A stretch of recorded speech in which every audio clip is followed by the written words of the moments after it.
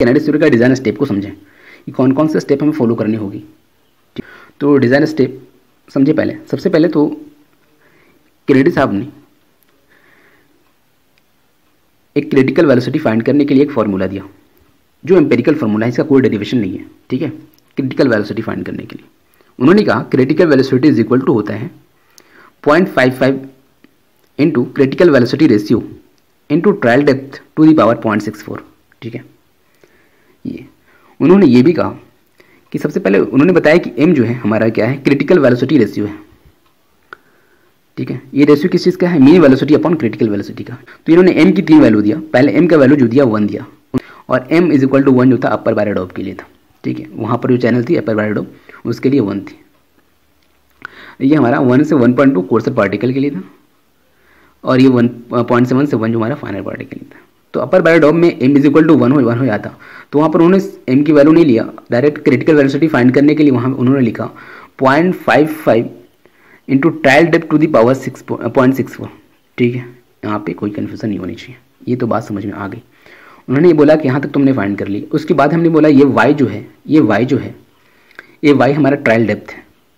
ठीक है, ये हमारी ट्रायल डेप्थ है, जो हमें अज्यूम करना होता है कि अगर डिस्चार्ज जो है मीटर क्यूब पर सेकंड में, एक टेबल लिख लो, और यहाँ पे ट्रायल डेप्थ अगर 0 से 20 तक होगी तो हमने ट्रायल डेप्थ जो है ना 1 मीटर लेना है।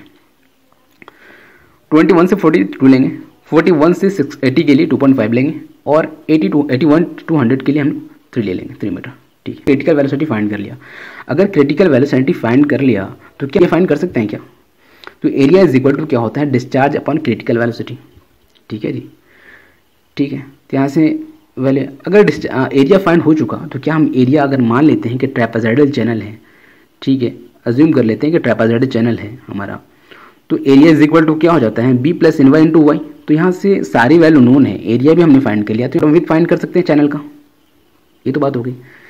अगर विथ फाइंड हो गया तो फिर यहाँ से हम क्या करेंगे, यहाँ से वी गेट हम लोग क्या करेंगे, एरिया से, एरिया के 2 इक्वेशन से हम लोग बी फाइंड कर लेंगे। अगर विथ फाइंड कर लिए तो यहाँ से हम पेरीमीटर फाइंड करना बहुत आसान हो जाएगा। क्या, क्योंकि पेरीमीटर इज इक्वल टू होता है B plus 2y under root N square plus 1। बात आ रही है समझ में। तो यहाँ पे अननोन वैल्यू सिर्फ बी था, और बी भी हम लोग फाइंड कर लिए। तो हम लोग बी अगर फाइंड कर लिए तो B plus 2y under root N square plus 1।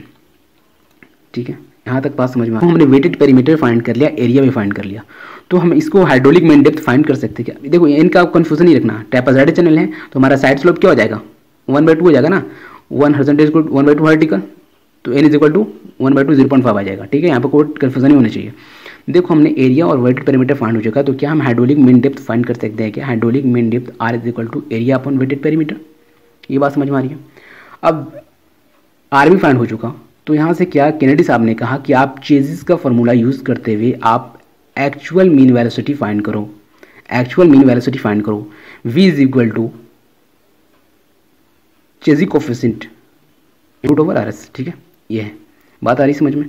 Are की वैल्यू पता है, इसकी वैल्यू पता है, हमें बिट्स लो पता है, तो हमें सी फाइंड करना होगा किसी कटर्स फार्मूला से।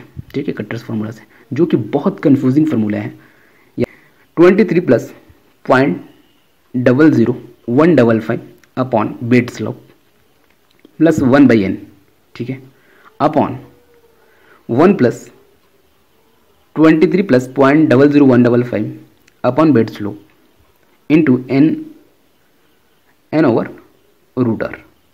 ठीक है, यहाँ तक तो कन्फ्यूजन नहीं होनी चाहिए। सी की वैल्यू है, ये समझ में आ रही है, बात समझ में आ रही है। उसके बाद ये वैल्यू फाइंड करके हम लोग अब यहाँ पर देखेंगे कि जो हमारी क्रिटिकल वेलोसिटी फाइंड हुई थी, एक्चुअल वेलोसिटी, दोनों इक्वल होता है क्या, उसकी इक्विवेलेंट आती है वैल्यू। क्या अगर इक्विवेलेंट आ जाती है, उसकी इक्वल हो जाता है लगभग में भी, अप्रॉक्स वैल्यू में भी, तो यहाँ पे ओके है। अगर इक्वल नहीं होता है तो हमने क्या करना है, फिर से ट्रायल डेप्थ को अज्यूम करना होगा।